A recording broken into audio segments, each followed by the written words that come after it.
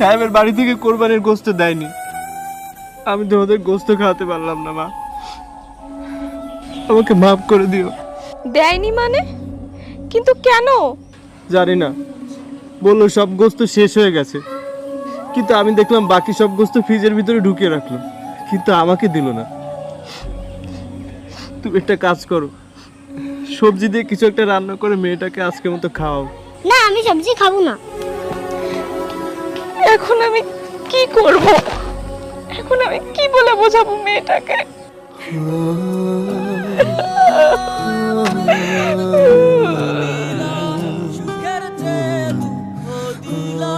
আমাকে তোমরা মাফ করে দাও, তোমাদের জন্য কিচ্ছু করতে পারলাম না।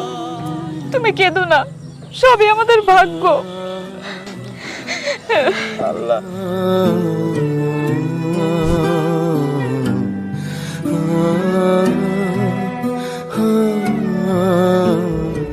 দীপ্ত কে? চৌধুরী সাহেব আপনি? হ্যাঁ আমি। ঈদের আনন্দ তোমাদের সাথে ভাগ করে নিতে এলাম। দীপ্ত, গোস্তটা রাখো। ঈদ মোবারক। ঈদ মোবারক। চৌধুরী সাহেব আপনি গোস্ত? হ্যাঁ, আমি আড়াল থেকে সবই শুনেছি। বোন, গোস্তটা নাও, তুমি রান্না করো, আজ আমি তোমাদের সাথে খাবো। দীপ্ত, তুমি আমার সঙ্গে চলো। কোথায় যেতে হবে চৌধুরী সাহেব? আগে চলো, তারপরে বলছি। আচ্ছা চলুন।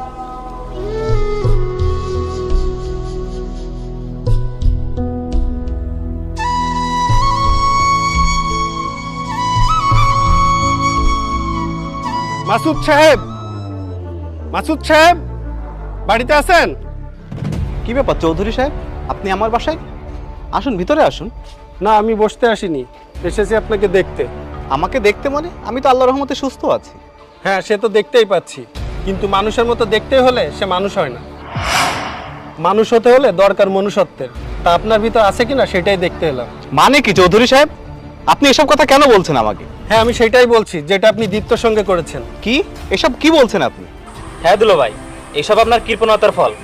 নিজে ভালো থাকলে আপনি মানুষের কথা চিন্তাই করেন না। চুপ করো তুমি। দীপ্ত একটা ফাঁকিবাজ ছেলে। না সাহেব, আমি ফাঁকিবাজ নই।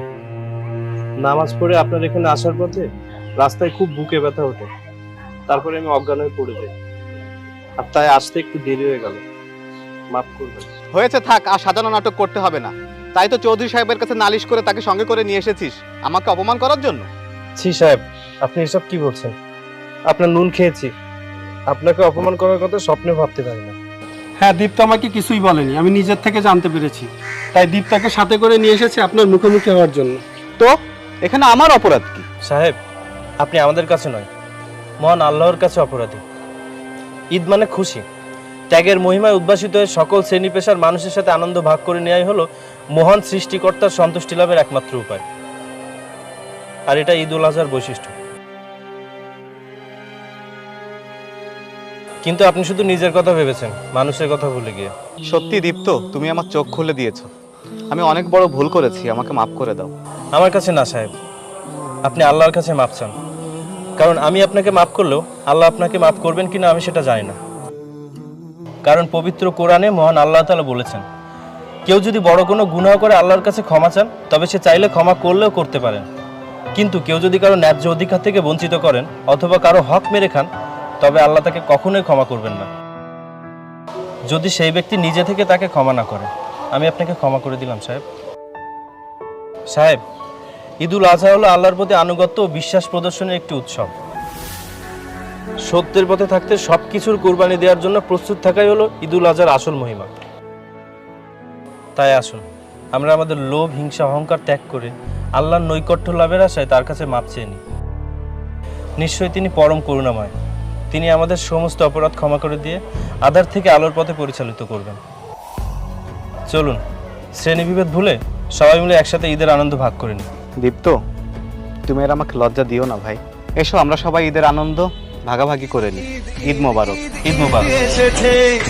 ঈদ ঈদ ঈদ ঈদ ঈদ এসেছে, আরে ঈদ।